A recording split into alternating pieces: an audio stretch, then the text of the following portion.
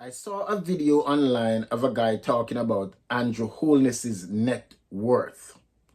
His exact comment was, under Jamaican law, if you deposit $1 million in the bank, you're a suspect. However, Andrew Holness's net worth has grown by over 50 million Jamaican dollars, and yet he is still Prime Minister. Under Jamaican law, if you walk into a bank and deposit $1 million in cash, you're a suspect. But the Prime Minister of Jamaica cannot explain how his net worth grew by $51.6 million in just 5 years. And he's still sitting in Jamaica House. So, tell me, who exactly is the law for? I find it necessary to explain what net worth is, how it is calculated, because I realize that there is a significant misunderstanding of how net worth is calculated in Jamaica. Your net worth is simply the sum of your total assets minus the sum of your total liabilities, meaning whatever you own, you add up all of that and minus how much you owe. This is the easiest way to explain it in Jamaican terms. Look at it another way. If you were to sell all your assets today and pay up all your debts, how much would you have left? That is what your net worth is. Your net worth can grow without you putting money in the bank. Let me give you an example. If you bought a house in 1980 for 6 million Jamaican dollars, right? In 2026, that same house is worth 45 million Jamaican dollars. You still owe $2 million on the house that you bought in 1980. If you take your net worth will be calculated as $45 million, which is the value of the house, the current market value of the house, minus the 2 million Jamaican dollars that you currently owe on the house, which means that your net worth in 2026 would be 43 million Jamaican dollars. In fact, your net worth can grow from any asset that you buy. Any asset that you buy. Let's say you buy a car. We all know that cars are depreciating asset. However, it does add to your net worth. Let's say you buy a car in 2000 for 10 million Jamaican dollars. Your net worth would go up by the value of the car minus the value of the loan, whatever you have left to be paid off on the car. So let's say in 2026, that same car is worth 3 million Jamaican dollars. You finished paying for the car. You have no debt owing on the car. It simply means that your net worth will go up by $3 million. Even though a car is a depreciating asset, the residual value that you have in the car of $3 million is adding to your net worth. It simply means that you can sell the car for $3 million and use that money to invest in something else or to pay up whatever debt you might owe at the moment. So $3 million will be added to your net worth. Let's use another example of a house. Let's say in 2020, you bought a house for 20 million Jamaican dollars, right? In 2026, that same house is worth 28 million Jamaican dollars. It means that your net worth has grown by $8 million within 6 years simply because the value of the house has gone up. Now, real estate has been skyrocketing in Jamaica recently, right? A lot of Jamaicans are moving back home. A lot of people from overseas are buying property in Jamaica, and the real estate value keeps going up. It may very well be that the Prime Minister's net worth has grown simply because he has invested in real estate assets that has gone up in value, right? It could be that he just simply finishes paying off his loan on his house. So now he's able to absorb the entire value of his house in his net worth.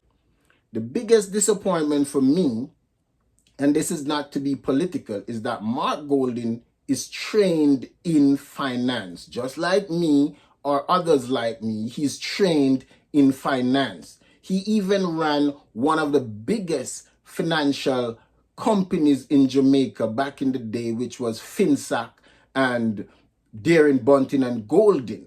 So he understands how net worth is calculated and what it is. But he is trying to encourage people, or he's out here encouraging people when they speak about the Prime Minister's net worth, even though he knows how it is calculated and he understands what is going on. Now, that is saying to me that he's trying to use ignorance to influence the people into gaining political points. And when I say ignorance, I don't mean you're stupid, because ignorance in the English language means a lack of knowledge. It means that you just don't understand how it works, right? He is using that lack of knowledge to create propaganda so he can gain political points, even though he himself understands how it works. That is a disappointment to me, because that means that is a clear intent to deceive people into believing that something is wrong when he himself knows that nothing is wrong. Now, you don't have to take what I'm saying to you from me. There is a new university out here that is free to everyone. That university is called YouTube.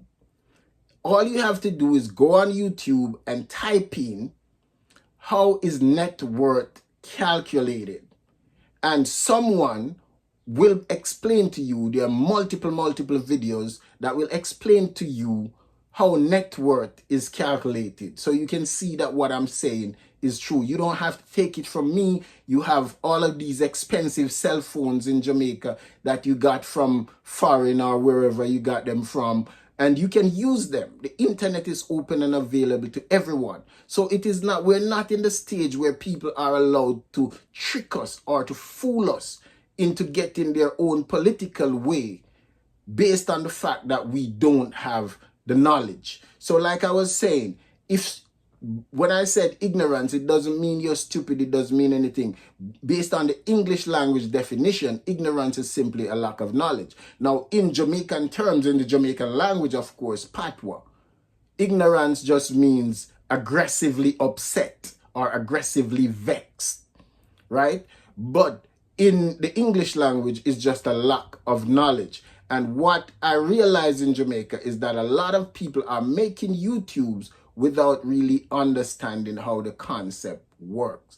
And I don't want Jamaican people to be tricked anymore. I don't also want Jamaican people to be making YouTube without understanding the concepts and how they work. And the reason I find this so personal is that I was working for a financial company in Manhattan sometime back in like 2015. And there was a video that came out of a guy, a teacher guy. He was complaining that he built a shop and something happened to the shop, and that the insurance was not paying him for it because he did not have proof of ownership. And I was very embarrassed by that, because a member of my team came up and said, hey, I should move to Jamaica. It's easy to get rich in Jamaica. If you don't need proof of ownership, you can just insure your neighbor's house, burn it down, and enjoy the spoils while they're suffering, right? And I was so embarrassed because I thought, as an educator, he understood the importance of having ownership with insurance, right? To be honest, it hurt me so much at the time. I immediately went on Facebook. It was on Facebook. And I made a comment that explained that, listen, You have to have proof of ownership, or your neighbors can insure your property, burn it down, destroy it, collect the insurance money while you're suffering.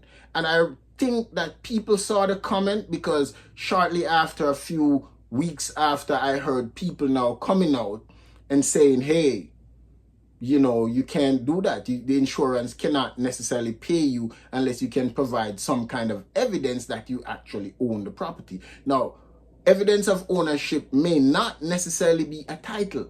You could just have the receipts from the material you bought to build the place, the receipts from the people who worked in construction, the receipts from all of that. And that is, in some cases from insurance, good enough proof of ownership. Right?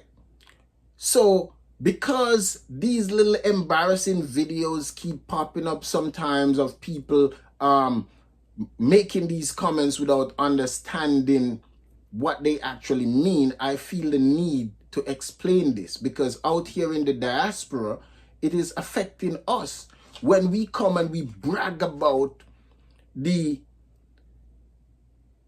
education system in Jamaica, how good the education system in Jamaica is, but then you have people coming out and they're making these videos that is saying the complete opposite. They're making videos commenting on things that high school students may already be exposed to.